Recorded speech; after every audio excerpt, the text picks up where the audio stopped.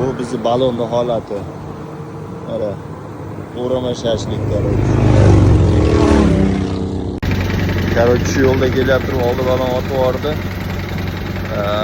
Highwayda shoulder olib to'xtadim. Road servis chaqirganmiz. Odatda bunaqa servislar biroz qimmat bo'ladi. Stop yo'lga kelib sizga xizmat ko'rsatadi. Baloni ko'chaga kelishidan tashqari soatiga $100-150 yana qo'shimcha charj qiladi. Yomon tarafi oldi balon otgani juda ham opasniy. Yuk bilan bo'lgan paytda bu yomon ahvollarga olib kelishi mumkin-da. Men uncha tez bo'lmaganim uchun yaxshi.